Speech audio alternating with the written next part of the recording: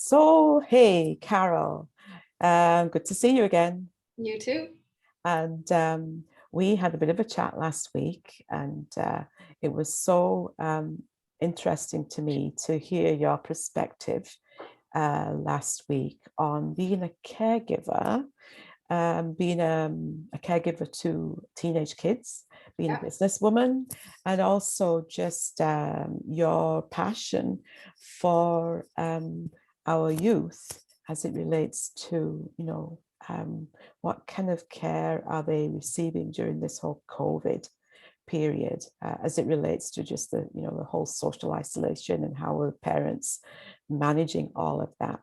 So I wanted to bring you on again and just have another conversation with you that I can share with my audience so that they can also get a bit of a perspective too from someone who's living this journey of caregiver. absolutely. Yeah, I have And three teenagers, ages 13 to 16, and definitely the last year has taken a toll. So I have quite the perspective.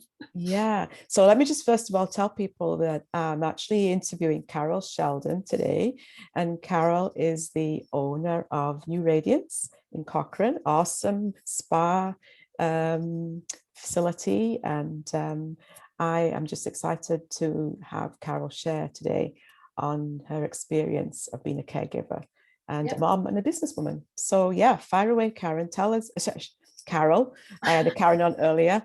Carol, tell me a little bit about your children and what's it like being a mom during this COVID period. Well, I have a 13-year-old boy and a 15 and 16-year-old girl. I am a single parent. My co-parent lives not too far away, and we do share custody of the kids. I'm very fortunate in the fact that we have a lot of the same values and ideas about raising them, so we don't really have to argue about that. Yeah. And even with the whole COVID thing and socializing, we try to stay on the same page and really keep lines of communication open, which has been a huge saving grace Sure. with our anxiety levels for both parts. Like, Yeah. he's not worried about what's happening at my house. I'm not worried about what's happening at his house. The kids don't have conflicting rules, which I think is really important at this time, is that people try to stay on the same page because there's so much conflicting information Yeah. anyway. Absolutely, because that's something I have been hearing quite a bit too, is what do you do when the dynamic in different homes is actually different. So one parent or caregiver may be actually struggling with the whole COVID anxiety, stress, and fear of going places, and the other parent might be like, oh, you know what, it's okay, we're managing this really well. So yeah, how have you managed to cross that divide so well? Well, we really just kind of always have tried to put the kids first. And so if it's in their best interest, we kind of have to come together on it, and we will communicate, like, this is how I feel, this is how he feels. And for the kids' best interest, we try our best to meet in the middle, but we actually usually are on the same page, which again, I think is really fortunate. I think whatever's in the best interest of the kids, if your kids are struggling with mental issues and depression, I think whatever is in the best interest of that kid should be the parent's best interest. I think ego has to be put aside. I think arguing has to be done to a minimum. I think not putting the kids in the middle and having these conversations in the background and then bringing them all to the table at the same time in front of the kids is better than hashing them out in front of the kids. I don't think that's as healthy or as effective. So having more of a united front while you're having those really conversations, do need to. right? Yeah, teenagers will eat you alive if you don't have a united front in a separated situation. But I do have a good co-parent. I don't probably see eye to eye with him on everything. But when it comes to our kids, I'd say 9 times out of 10 we come together, and that's been, I think, helpful for our children's anxiety. With the whole situation, is they know they can count on both of us, and they actually can't push their boundaries with one of us. Yeah. So tell me, Carol, what have you observed or what have you seen in your kids? And I know you said in previous conversations with me that you have experienced, other parents in the community, that you have like a little network of people that you communicate with and associate with. And you've seen some really key issues that parents are struggling with in terms of how do they help their children, their teenagers, youth with, during this period. Well, when we think about outlets, you know, adults have different outlets than kids, and kids outlets, like they control input and output. So Yeah, if they have no control, they have no real way of decompressing or getting rid of these internal kind of struggles and angst, and so they've had their socialization taken away, and a big part of being a teenager are these like social interactions, so that's been absolutely. taken away. Yeah, Sports has really truly been taken away, and a lot of kids have lost passion for sports. I think a lot of mm, kids who are on a really good trajectory for, you know, even being competitive sports, competitive yeah. maybe scholarships, they're losing the passion for it because it isn't even fun, whether it be dance or football or swimming. You know, there's been a lot of things that's been taken away, and So when tons you of, say taken away, can you say a little bit more about what well, I mean, specifically they're you just, mean? they're not as available. Mm, The sporting events, the curriculum is just not available. Last year okay. we did no contact football, and Mhm. really for me, I was still happy that my son was able to do drills and run around and have like kind of be around a group of Yeah, young yeah. boys. But there was really no touching. I felt like it was very anxiety causing for me. You know, we would go up there and we'd all have to answer questions on a long list every single day. Even for him, it was like just going to the football field to do drills, to run around. He's like, Mom, I can run around the back field near our house. And I So said, really, so really, you're seeing then that even within activities, that there's still this real sense of isolation and separation, absolutely. disconnection, Yep. right? Even in the activities that they are allowing, there is isolation. It's kind Hmm. of like, Hmm. you know, we want something, but the something we're getting is kind of, it's almost negative, but we want something, so we still go, we still participate, but it, you know, with the questions we have to answer, with everything, and with the rules and restrictions, and you know, even I know there was a lot of parents concerned about when swimming was opened up, they had to wear masks in the pool. There was a lot of confusion, like how do you wear a mask in a pool? So it's just kind of like everything that a kid has an outlet to get rid of some internal frustration and just energy. Mm. Um, they're lacking the socialization, they're lacking the sports, the activity, and they're lacking passion, and a lot of them are also getting addicted to either television or video games.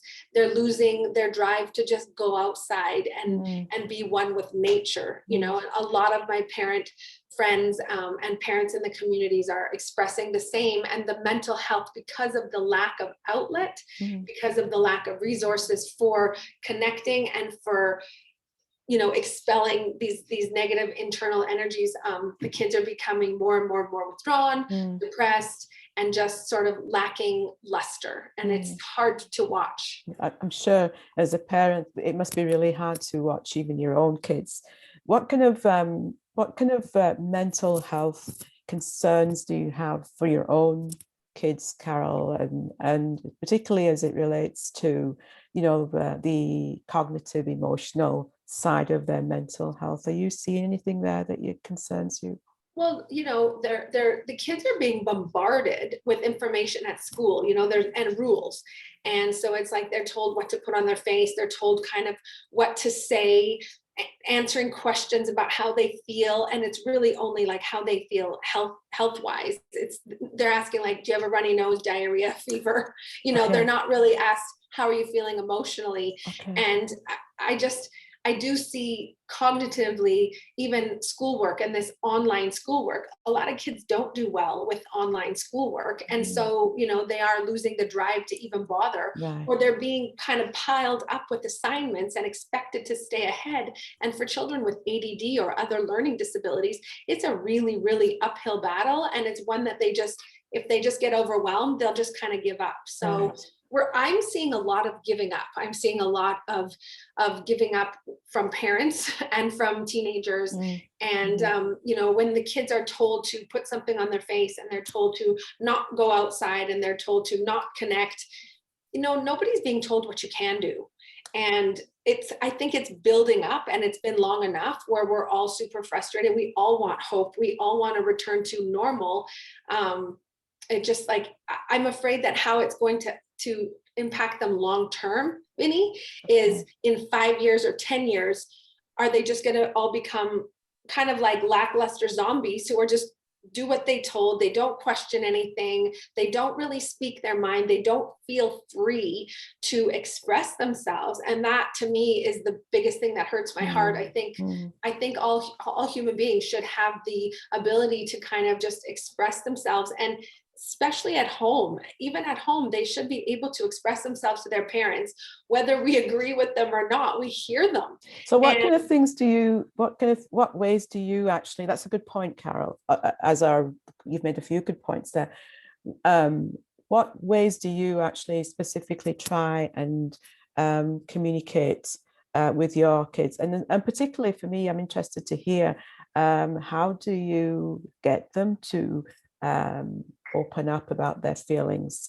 Even yourself, you said that for caregivers, for you as a busy mom, that it's anxiety inducing to watch your kids experience these things. So how do you have those conversations with them where they feel free to tell you how they are feeling emotionally?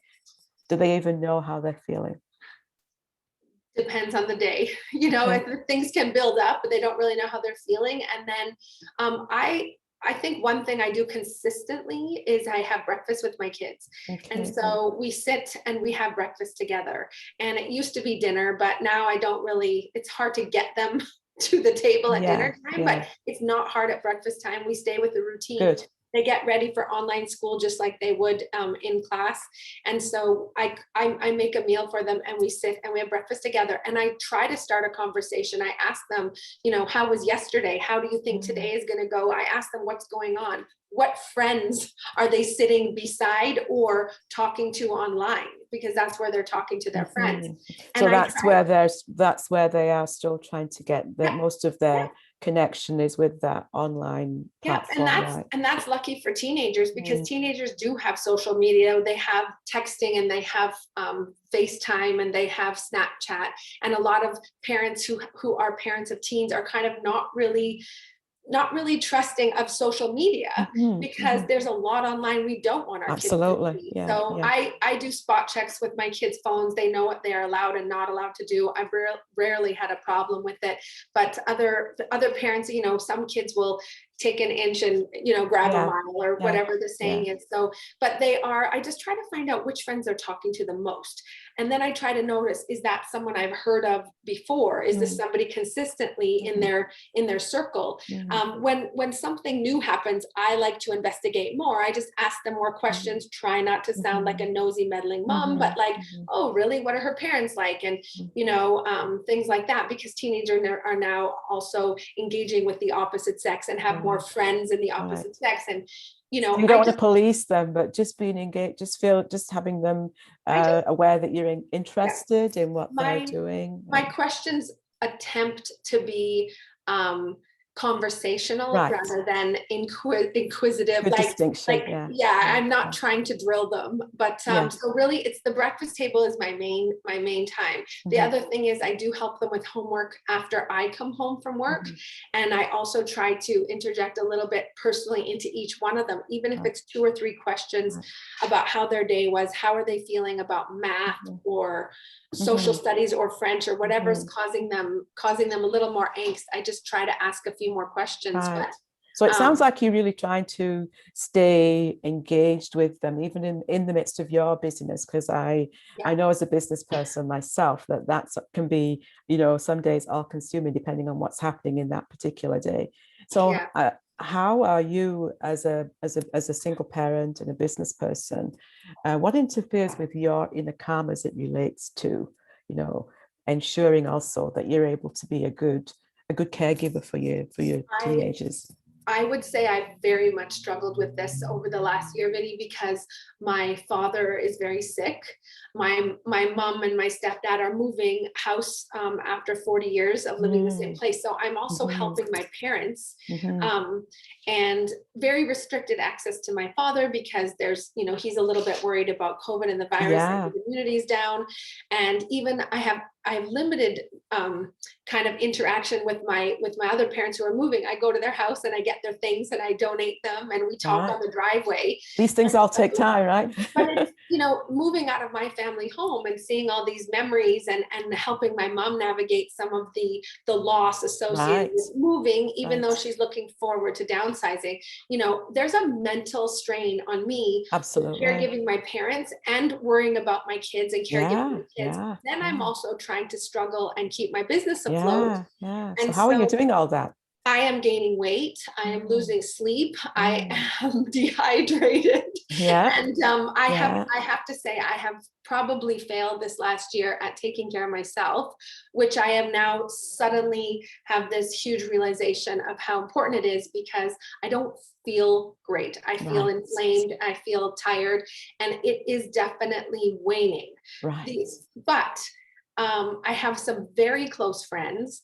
I have my parent group, and it's the connection I need to kind of keep me going. I'm not giving up. And I have cheerleaders. I have my team at work who I won't let down, and they won't let me down. So I think these are really key things that you're saying too, right? Because I having conversations like this with caregivers now, I think a common theme that I'm hearing that works well for people in terms of trying to maintain a little bit of sanity, as well as that freedom to give themselves some self-care, is actually having those connections, whether it be the parent support group or being connected to your team at work. Some places, some safe spaces where you can actually just kind of let it out, right, and let the day or let the emotions out in a safe way, that people are not going to either judge or critique your performance, right?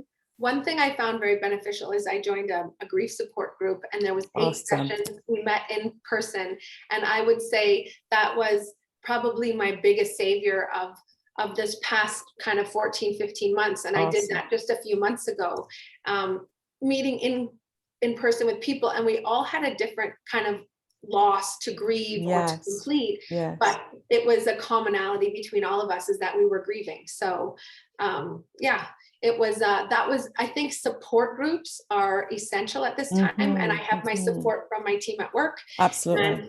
And even though my parents are going through a lot, I would say that they are super supportive of me, and I'm very blessed to have such amazing parents. And I have a couple of really good friends who they can listen to me cry, they can watch me ugly cry, Vinny. I hear you. Judge me. They don't judge me. Those ugly cries need to happen, right?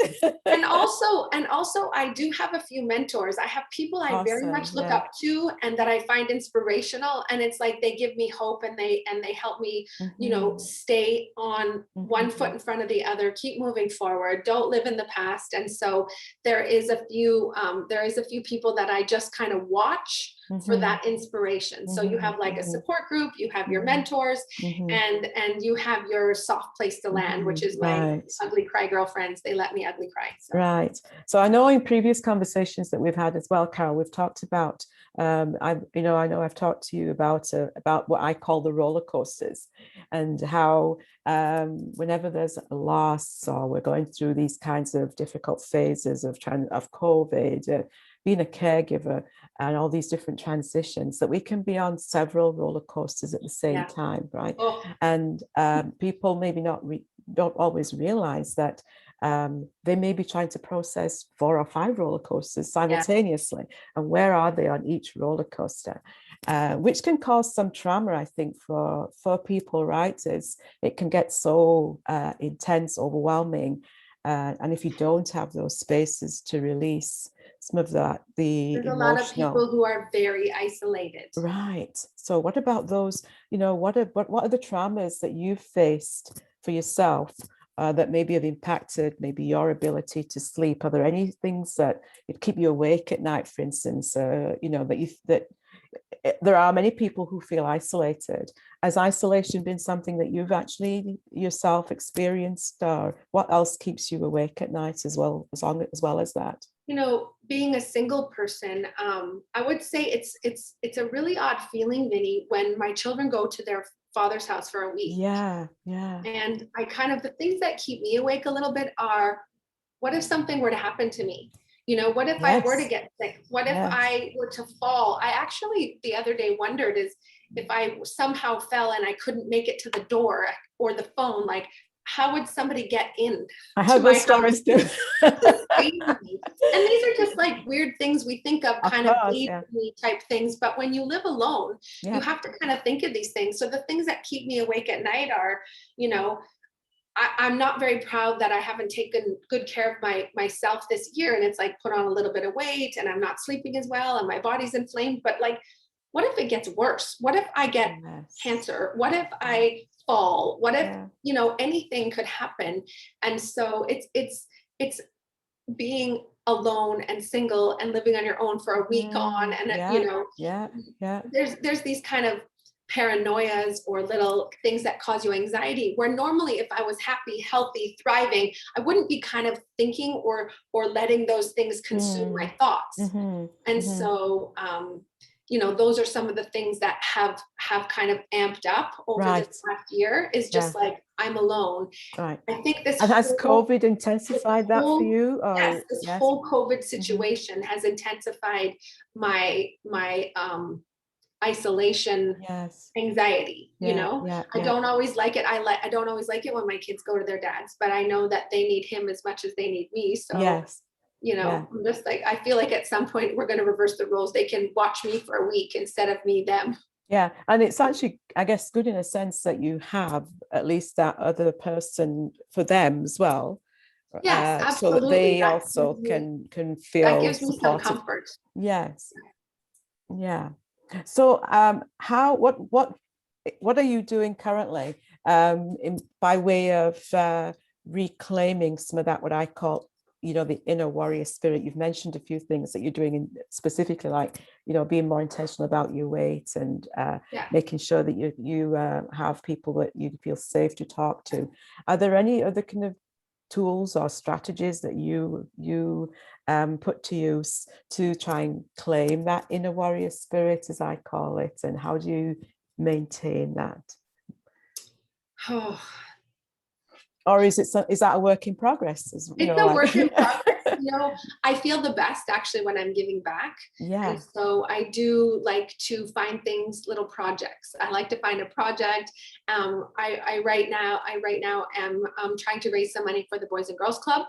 So I'm selling some of my sweatshirts from work. So we're selling some sweatshirts from work, and 100% of the proceeds will be going to the Boys and Girls Club, because I'm quite taken with homeless youth right now. There's a lot of homeless teenagers, unbelievably, in Cochrane, and it is due to domestic violence or addiction in the home, or just like, there's some serious issues. And so, you know, I like to give back. I also, does that help you to have, I'm totally on board with what you're saying.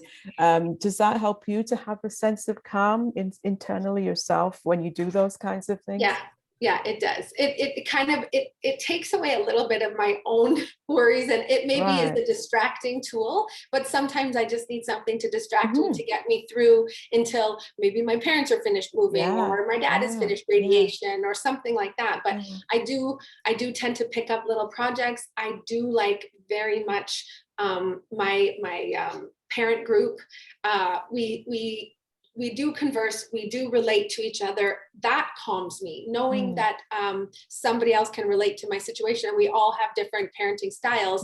But you know, when I talk about my man child, my 13-year-old, who looks like a man but acts like a child, you know, the confusion that he's facing and the confusion I'm facing, and how to deal with these conflicting man-child emotions. When someone relates to me, I find that calming. So definitely staying connected. Normalizing, I would imagine, too, right? Definitely. But definitely staying connected with people who I relate to, people I trust. Like, it really, that is calming to me. Giving back and feeling like I'm making a difference is also, you know, kind of gives me a little bit of peace and inner calmness. And I would say staying consistent, staying within a schedule, this up and down, open, close, homeschool, this is throwing me off. But if I can try my best to just keep a few things every single day consistent, and structured. I don't need everything like that, but just there's a few things like breakfast with my kids, and maybe what time I go to sleep at night. If I stay consistent with just a few things, I can remain some kind of semblance of normal. I like that, because I think the other thing that I see caregivers doing, particularly, we women, we like to think that we're superwoman and, we can do it all. And we often tend to compare ourselves with what our friends are able to do, right? And I think that having a mindset of being, consistent and having a structure, but not needing to have it be perfect or get 50 things done, when in reality, when you're trying to juggle business and mom parenting and and homeschooling and all just these pick other a couple things, right? Be realistic, right, about what you can achieve and feel successful through the day, that you've accomplished some things well. So you can just get off one of those roller coasters. Exactly, get off one of the roller coasters, or at least be coasting down to the end of the ride for that day, right, on that roller coaster. What would you say for yourself right now is your biggest area of vulnerability, and what roller coaster would that be?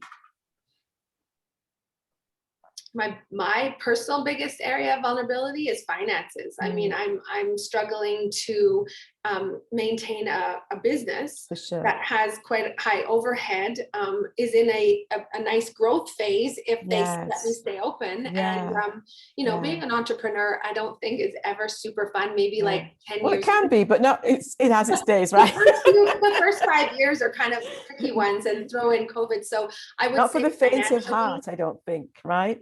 Yeah, I think financially is probably my biggest area of vulnerability right now. But I actually think for some reason, I have this, I've never been afraid of money. I think money is a renewable resource. It comes and goes. So it doesn't cause me anxiety or stress. I really don't get worked up about the money. I know the universe will take care of me, and that has always been the case. That's great, actually, Carol, because I think as an entrepreneur myself, and generally entrepreneurs, I was going to say it's a learned art, because it really isn't like you just all of a sudden enjoy it. I think you get used to those dips and valleys, and you realize that this is the journey of being an entrepreneur and being a business person. So I know it ebbs and flows. I wouldn't have taken the risk if I didn't think I could do it. And that means I stand the storm. But, so I don't really have fear around money, but I would say that, like anybody, I have struggles financially. Exactly. Yes. So, and especially raising teenagers. Yes. They sure can eat. Yes. Just the food alone, right? I am just like hollow legs all over my house. But well, that's a reality really for someone with teenage kids, is that as a single parent and a business is dependent on you being able to work, right? That roller coaster could be really out of control if you were to allow your emotions to really take over, correct? And I think a lot of people do let kind of finances and money really overtake them internally, and it can manifest in horrible ways with health or relationships or whatever. Like I said, I have my ups and downs in life, and I have my fears and my anxieties. I do seem to be able to manage the money one. I'm very lucky, again, because my mother is not Polish, but she treats my kids like you eat the food, and she's constantly feeding us. So I'm very lucky for that. But yeah, like I would say probably like if I have to answer the question though, my biggest vulnerability is probably in this time is finances. Finances, fair enough. I think even without COVID, many of us are realizing that we need to live in a state of gratitude, right? Because, absolutely. My abundance lesson this year has been, it's not about money or what you have. It's really about where you're at. And I am abundant, Vinny. So I feel very grateful, like you said, from a place of gratitude. I have my health mainly. I have healthy children. I have some very great friendships and some good support systems. So that makes me abundant and successful, really. Yeah. Awesome. You know, and I know that you have connections to other single women or just other parents, female parents. What do you see for them as being some of the biggest needs that they would say, you know, this is my biggest area of fear, or this is where I really need support and I'm not sure where to go for that? You know, sadly, I have a lot of people open up to me about alcohol. And I think there's a codependence out there right now. I think with the lack of connections and social interactions and physical fitness, I think we're sliding into it's okay to have a glass of wine every single night, and wine can be a depressant and it's a vicious cycle. Yeah. And because I have had my own struggles with alcohol, I'm 4 years sober. Good for you. Recovered alcoholic, recovering, I don't know. You know, people will be, and I'm very upfront about it, but people will be very authentic and very honest with me, and it's a cry for help. And so I have, for lack of a better word, coached or been a heart with ears and listened to a lot of women open up about their feelings around around coping mechanisms, and one of them has habitually become alcohol. And so well, it is also a numbing agent, right? And so again, that whole emotional but then area. it's a cycle of shame too. It's like, oh, I shouldn't have opened that bottle of wine. I wasn't going to do it. I was going to quit for 30 days, and then they're kind of hard on themselves. But so, you know, for me, I'm very mindful and listening to my friends when they do open up and they talk about that, and I don't judge them, and I try to give them tools that I found helpful. And then also truly just being like a heart with ears, is just listening to their struggles. They just need a place to openly vent. And so a lot of my friends will kind of talk to me about that. And I'm aware that that's a thing right now. You know, not that it was never like this is always alcohol, overconsumption or habitual drinking, or, you know, alcoholism has been a thing with parents, with moms for a really long time. And even I think the message in the beginning of COVID, it was very glorified, you know, how are we going to get through this quarantine is like, go to the liquor store, you know, and it kind of breaks my heart. But at the same time, like, I'm not here to judge. We all have to get through something. And, you know, we have to learn and grow from the way we're doing it. So I think people are becoming a little more aware now of that is maybe not the healthiest strategy. Yeah. And you know, I think also what I've observed as well is that for a lot of caregiver moms, particularly those who were able to juggle, say, employment before and you know, being a parent and maybe having a business as well.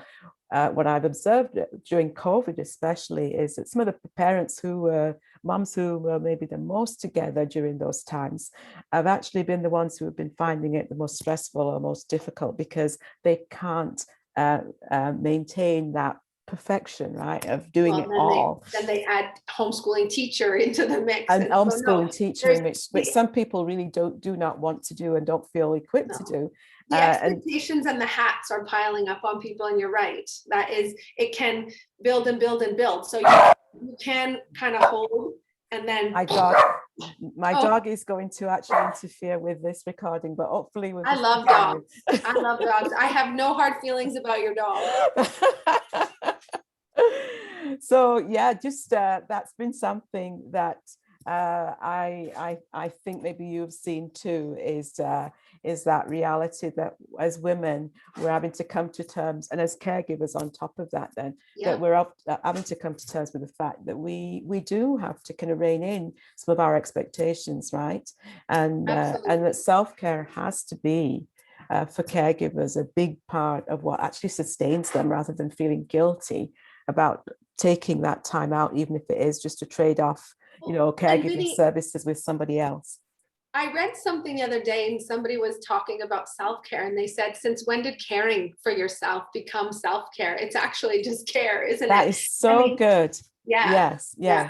Yeah. It shouldn't have to be a thing, right? It should. We shouldn't have to make caring for ourselves a thing and make a big deal of it. It's like, take time to self-care. You know, we should just actually be doing this intuitively. And which is why I'm so passionate, really, to actually bring this whole topic I of love it. caregiving, you know, out into the open more, because statistically more women than men actually become caregivers to their senior parent, you know, to seniors, their parents as well. And so they're often juggling their children and their business and their, you know, and their parents' care as well. And somehow women get it into their heads that they can just don this super, you know, the superwoman cape. And what I now want to kind of you know, encourage women to do is to shake off that cloak of shame that they sometimes put on when they put on that cloak, because you know, their expectations can be so high, unrealistically high.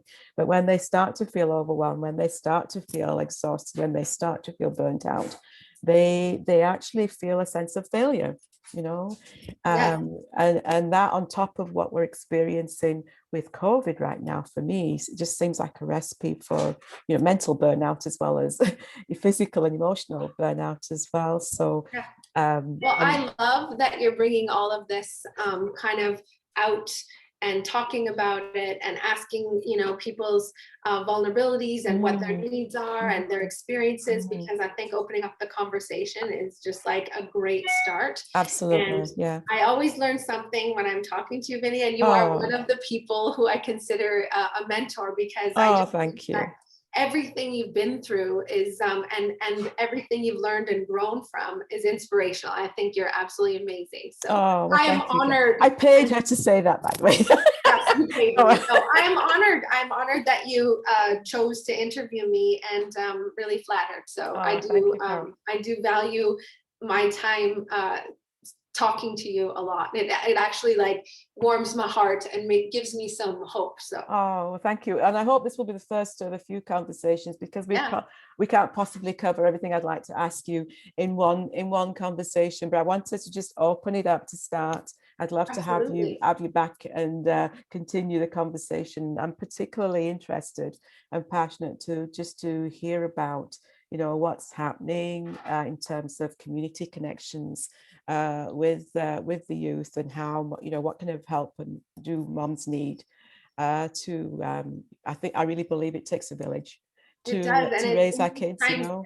In these times where everything is so unprecedented and there's so much polarization, I mean, everything is a big division.